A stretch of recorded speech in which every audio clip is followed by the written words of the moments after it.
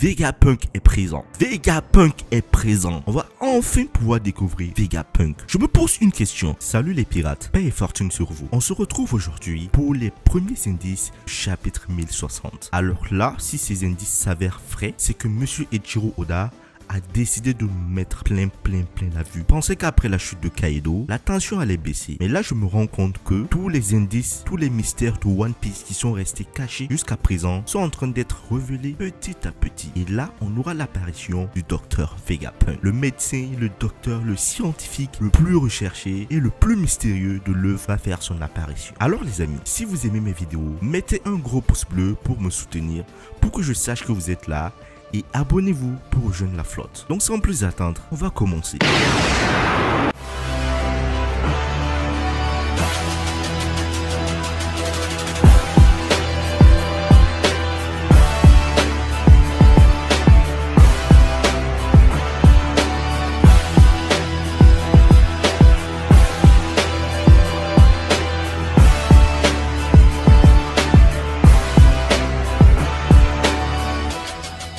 Alors les amis, j'ai les fuites, j'ai les premiers indices du chapitre 1060. Qu'est-ce qui va se passer dans ce chapitre? Dès le début, on apprend que Luffy a la nouvelle sur Sabo, des révolutionnaires et du meurtre du roi Cobra à Marijoise. À ça, quelle sera la réaction de Luffy par rapport au meurtre du roi Cobra? Parce que Luffy était à Arabasta lorsqu'il a vaincu Crocodile. Il a sauvé Arabasta. Il connaît très bien Vivi, son père, le roi Cobra. Donc pour lui, voir son frère tuer le roi Cobra, qui est une personne assez proche, et ben déjà ça va poser un problème. J'ai envie de voir sa réaction. Alors pour Luffy, Sabo est incapable de faire une telle horreur parce que là clairement Luffy connaît Sabo. Pour lui ainsi que pour Dragon, le Sabo qu'il connaît ne serait pas capable de tuer le roi Cobra. Alors les amis, cela m'amène à me poser une réflexion. Dragon et ensuite Luffy et tous les proches de Sabo nous martèlent depuis le début, depuis quelques chapitres, que Sabo est incapable de tuer le roi Cobra. Alors, est-ce que Oda ne pourrait pas nous la faire à l'envers? C'est-à-dire, on est là en train de nous marteler que Sabo n'est pas capable de tuer le roi Cobra, mais à la fin, il nous montre que Sabo, pour une raison tierce, a tué le roi Cobra. J'aimerais, dans ce cas de figure, voir la réaction de Luffy. Qu'est-ce qu'ils vont faire? Alors, franchement, ça va être démentiel. Imaginez, là c'est une théorie, imaginez qu'à la fin, Sabo devienne un méchant.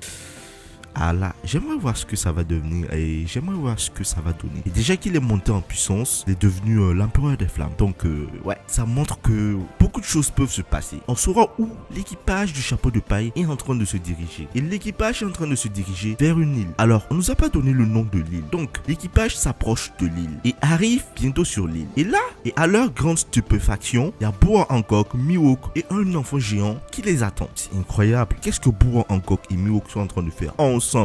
Pourtant, précédemment, on était en train de parler de Mihawk, de Crocodile et de Baggy qui étaient ensemble. Donc, il y a une incohérence. Il y a une incohérence, les amis. Lorsque Luffy voit Boa Hancock, il saute et demande à Boa Hancock pourquoi sa peau est-elle devenue si foncée. Oh les amis, c'est pas que ce sont les séraphins. Le séraphin ou la séraphine qui était sur Amazon Lily affrontait l'équipage de Barbe Noire et celle de Boa Hancock. Oh, qu'est-ce que ces séraphins font là et attendent le chapeau de paille? Un combat va s'engager.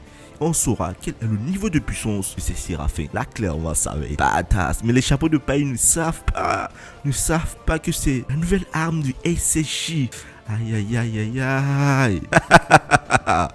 Leur stupéfaction de savoir que ces personnages sont leurs ennemis. On avance les amis. On se rend compte que le visage de la séraphine ressemble très pour trait au visage de Boa Hancock. Oh mais sa peau mat foncée et ses yeux en forme d'étoile. Lorsque Luffy fait ce compliment à la séraphine, on se rend compte que la séraphine s'évanouit de plaisir. Ah là, ça nous prouve que les séraphins ne sont pas que de vulgaires robots, mais ce seraient peut-être des androïdes, mi-humains, mi-robots, capables d'éprouver des émotions à l'instar d'un être humain. Donc ça nous prouve que ces séraphins sont capables d'évoluer. Et là, il y a une problématique. Cela signifie qu'on a créé ces séraphins, ces androïdes, ces humanoïdes avec une partie des émotions de la personne d'origine dont les gènes ont été tirés. Parce que là, celle qui ressemble à Boa Hancock éprouve aussi des sentiments pour Luffy. Donc j'imagine que celui qui ressemble à Mihawk sera aussi stylé que Mihawk. Là franchement...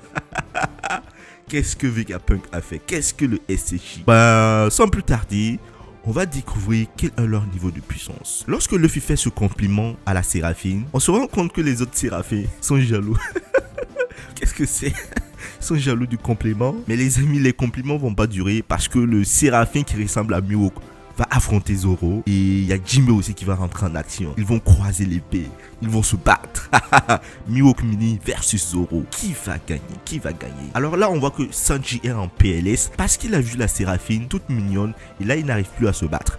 Donc il y aura Jinbei et Zoro qui vont affronter les deux autres séraphins. Par rapport au séraphin qui ressemble à Boa encore, je ne sais pas qui va l'affronter. Apparemment, vu qu'elle est sous le charme de Luffy, peut-être qu'elle ne voudra pas attaquer et ce sera les deux. Jinbei versus le troisième séraphin dont je ne sais pas l'identité.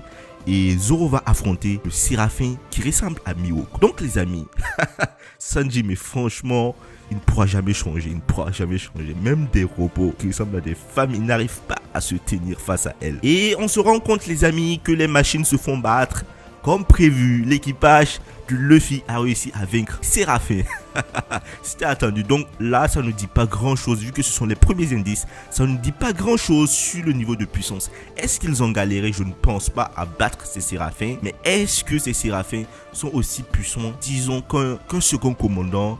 Non, je ne pense pas. Peut-être qu'ils sont aussi puissants que... Allez, bon, on va faire ce jeu. Dites-moi en commentaire, quel est le niveau de puissance selon vous de ces séraphins? Niveau Shichibukai, bon, Shichibukai, il y avait Mihawk, donc c'est pas un niveau. Mais disons peut-être un niveau vice-amiral. C'est pas moi. Mais je ne pense pas qu'ils ont atteint le niveau second. Alors, vu que ce sont les premiers indices, on ne sait pas combien de temps les Mugiwara ont pris pour les battre. Mais franchement, j'aimerais savoir quel est leur niveau de puissance. Parce qu'ils ont réussi à effrayer Barbe Noire. Et là, les amis, pour les derniers indices, il s'avère que Vegapunk lui-même est sur cette.